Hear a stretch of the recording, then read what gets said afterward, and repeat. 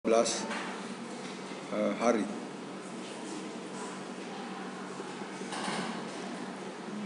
Kemudian jumlah air yang dibutuhkan totalnya berapa meter kubik per hari? 400 meter panjang lahan dikali dengan lebarnya dikali dengan 6 mm per hari kebutuhan air setiap harinya dibagi dengan efisiensi. Efisiensinya sekitar 75%, maka volume air yang dibutuhkan adalah 1280 meter kubik per hari untuk mengairi lahan sekitar 4 hektar.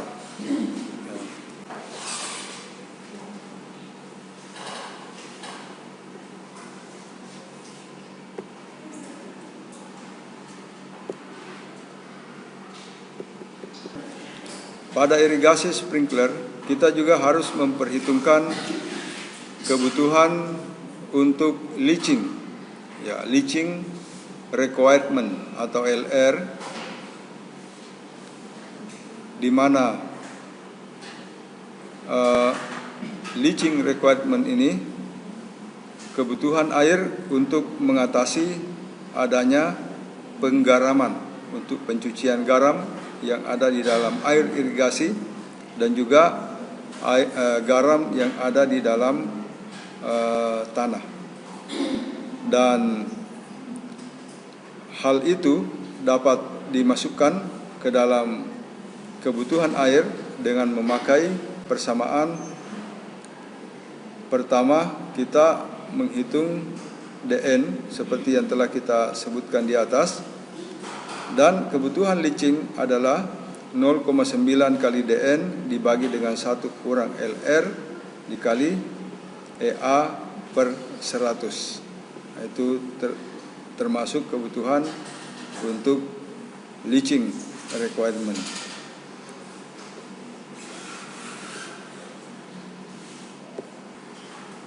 Misalkan luas lahan 16 hektar, UD laju evapotranspirasi 5 mm per hari, DN 600 mm telah kita hitung, efisiensi 75% dan frekuensi irigasi 10 hari dengan interval misalnya setiap kita ambil 12 hari.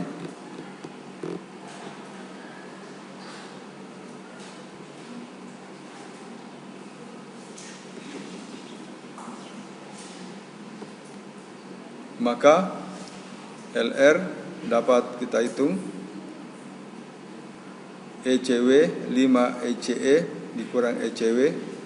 Ini biasanya sudah ditentukan dari hasil survei. LR misalnya 0,2.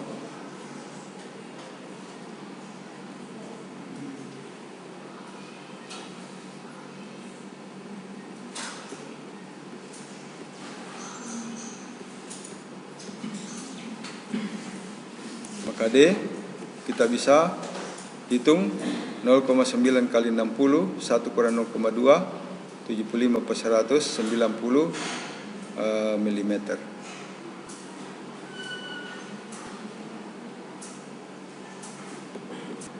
Kebutuhan air per detiknya 2,78 kali luas kali F kali T, ini sudah dihitung. Maka kebutuhan berapa liter per detiknya?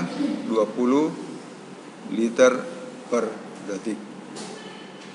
Itu kebutuhan air untuk setiap detiknya.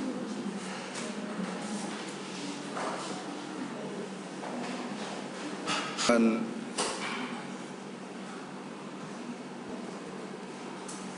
laju aplikasi.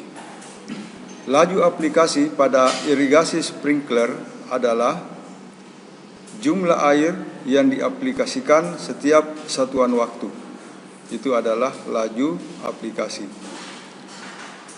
Besarnya laju aplikasi ini dipengaruhi oleh jenis tanah, ya, jenis tanahnya, yang berpengaruh pada laju infiltrasi. Pada umumnya, tanah berpasir memiliki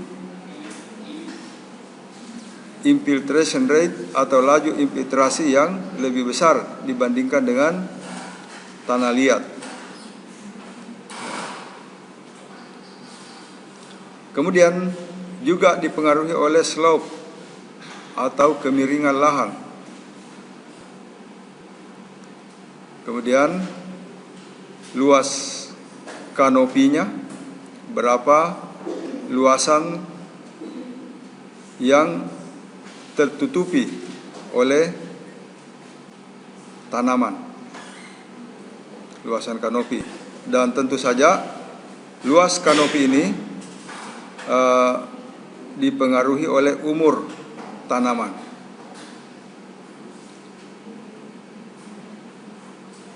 Kemudian kecepatan angin yang juga berpengaruh pada bentuk laju aplikasi atau keseragaman laju aplikasi.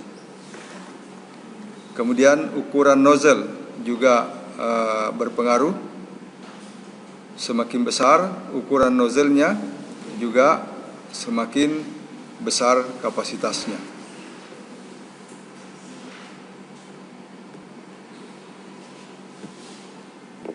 Laju aplikasi tidak boleh lebih besar dari basic infiltration rate.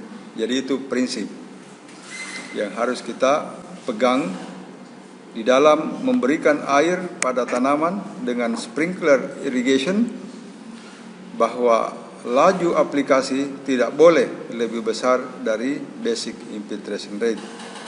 Apabila laju aplikasi lebih besar dari basic infiltration rate dari sini, maka terjadi penggenangan. Nah, kalau terjadi penggenangan, tanah menjadi jenuh dan tentu saja akan mengganggu pertumbuhan tanaman.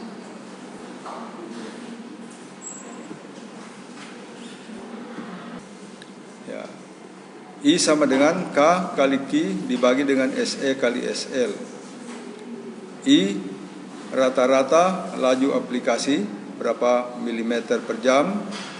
K sama dengan 60, Q debit dari sprinklernya. Jadi kita ukur berapa debitnya per sprinkler.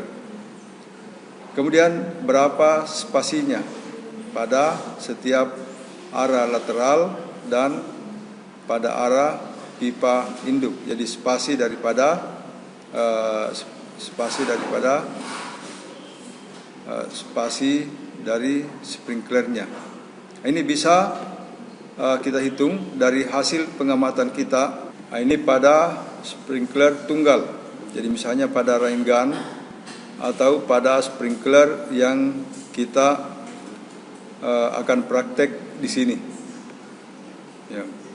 K kali Q kali P kali RJ radius daripada sprinklernya.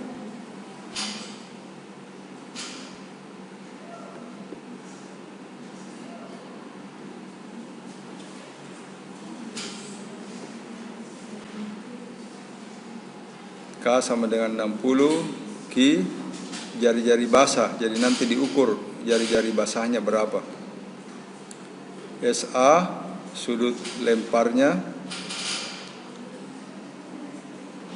berapa, bisa nanti dihitung berapa derajat sudut lempar itu. Ini contoh diameter nozzle 4 mm, tekanan 345, Q sama dengan 19 liter per menit, SA 9,1, SL 15,2. Maka I sama dengan 60 kali 19 dibagi 9,1 kali 15,2, 8,2 mm per jam.